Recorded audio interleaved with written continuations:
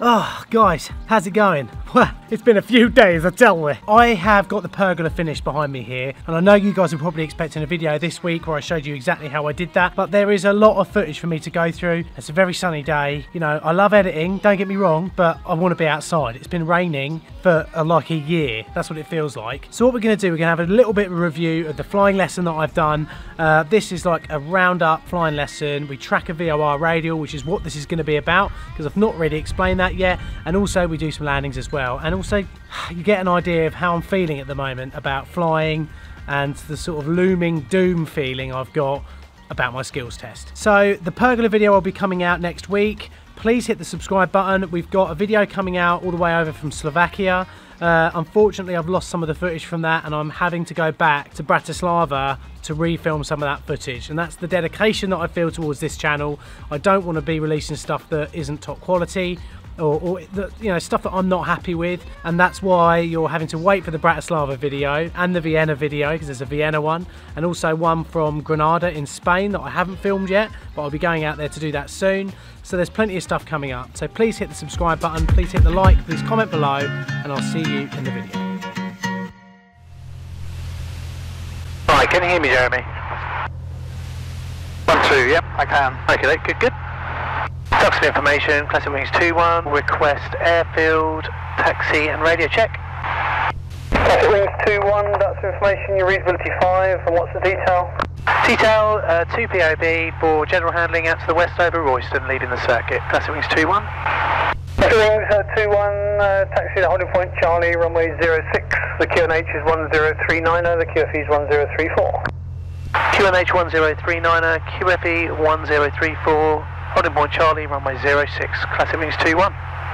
So this is from a few weeks ago. We're just doing some circuits today to get polished up for my skills test, which actually turned out to be a complete shambles. And I wasn't quite happy with some of the theory that I'd done, and I'd sat down with my examiner and we had a chat about it, and I've gone back to do some ground school. As most of you know who live in the UK, the last week has been complete torrential rain, and I've not been able to get up and do the brushing up that I'd like to do in my skills test. Namely, another hour of circuits doing all my practice type landings, and also a nice quick hour's nav to a few different aerodromes around East Anglia. But this is the first time that I've actually been able to do in-cockpit audio for you guys, so you're going to be able to hear Jeremy, my excellent and very patient instructor, as we go up for a quick hour of circuits. Classic wings 2-1, runway 06, takeoff, your discretion, wind 080 degrees, 9 knots.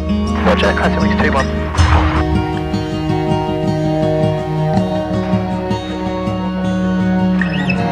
Honestly, the feeling of lining up on the runway at the end of Duxford, or lining up on any runway, is such a great feeling before you feed that power in and get up into the sky.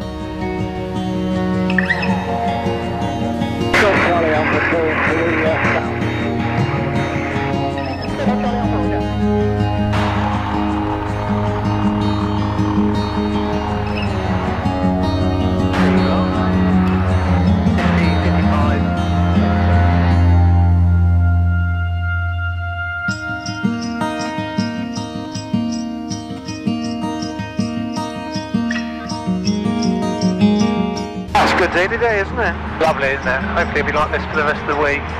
Could be. But high pressure slap bang in the middle. Yeah. It's really funny now that I can look back at the conversations that me and Jeremy have while we're up in the air flying. They're always based around visibility, and then once I've got the plane trimmed out and we're happily in a cruise, it's often just looking around and just taking in the beauty of what you're doing. And for me, I'm always just like, wow, this is so much fun. The approach I've taken to my flying lessons, and if you are going to do this yourself, you've got to realise that it's 2 steps forward, 1 step back. And on those days where it is a 1 step back, Jeremy will sometimes say to me, you know, don't take that too bad, you've had one of those days. And I always say to him, and I absolutely mean it, I've just loved the last hour, Jeremy. I don't care if I had a bad stall recovery or a bad practice force landing, or I didn't do so well on my nav. Not many people get to do this, and I enjoy every second of it. Alright, if you tune in the Parkway VOR, So a VOR is a very high frequency omnidirectional range beacon. They look like this on the ground and they're dotted all over the country. What they do is emit a signal in a 360-degree pattern. Each one of these degrees is known as a radial. Pilots use VORs to know which radial they're in, and also to fly to a VOR on a certain radial and also fly away from a VOR in a certain radial. They're very handy in cloud conditions or if you're lost, because you can use two different VORs to find out which radial you're in and triangulate your position and find out where you are. Once I've identified the VOR that I'm looking for using the Morse code signature that they pump out repeatedly, Jeremy will then ask me to either track away from the VOR on a certain radial or track towards the VOR on a certain radial. Which one do you I'd like to fly away from the beacon. Okay. 330 radial.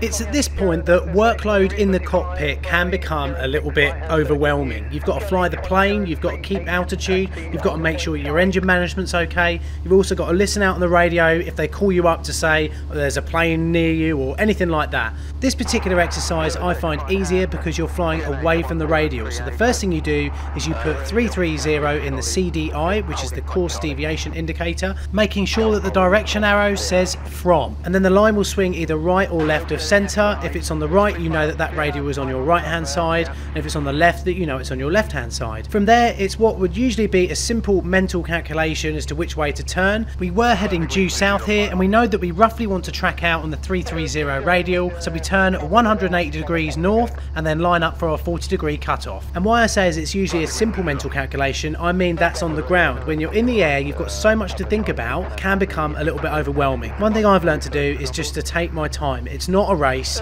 just get it right first time. And as you can see here, me and Jeremy are having a discussion about my work method for fixing and doing this problem. We select 40 degrees as our cutoff angle, and then as we get closer and closer to the 330 radial, the pin will start to move into the centre. The further to the centre it goes, the less degree cutoff we have until we are sat firmly on 330.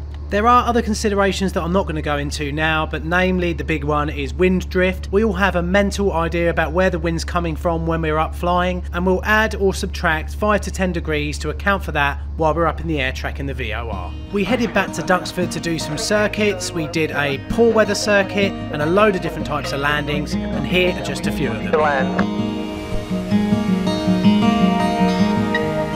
Crossing 20, we'll go around section 8, main route for the ditch line. Crossing 20, thank you very much, on.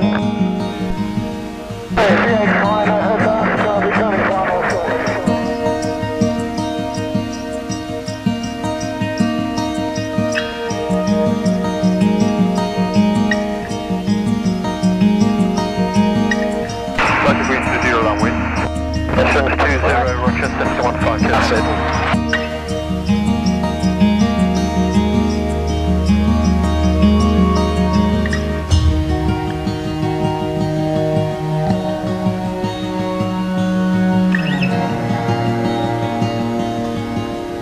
That's much tidier. Bad weather time. I'll call them. That's wings 2-1, this will be a bad weather circuit.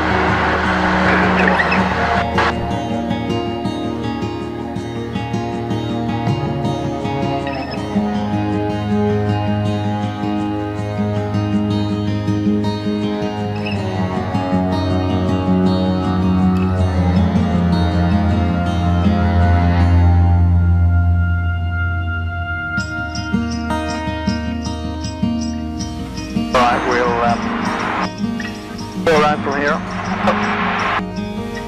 Customer information, that's wings 2-1 going round. Yeah, so you can go around from a very low level. That's the wings 2-1 downwind before a full stop on the grass. That's wings 2-1, Roger, report final. Roger, that's wings 2-1. Right, folks. Carriage there. Fuel. Sure, all good. RP. 24, altitude. That's a power off.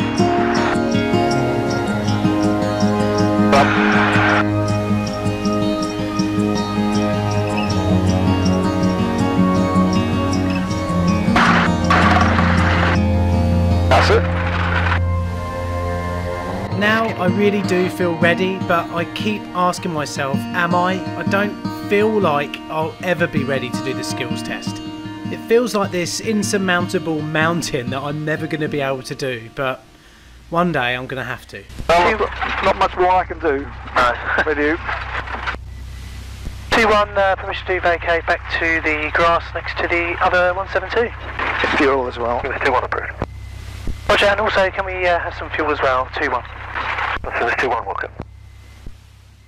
So I hope you enjoyed that, everybody. Remember, the pergola video is coming up soon. We can have a quick look now. Should we have a quick look? Go on, let's take you off. Let's put you onto off autofocus. There we go. Hey. So the pergola is up here now, but I don't want to give away all the ways that I built this. It was seriously good fun and I had a great time filming it. So that will be in the next vlog. So please come back next week, everyone. Subscribe, like, comment below, and I'll see you then. Have a lovely week and a great weekend. Mwah!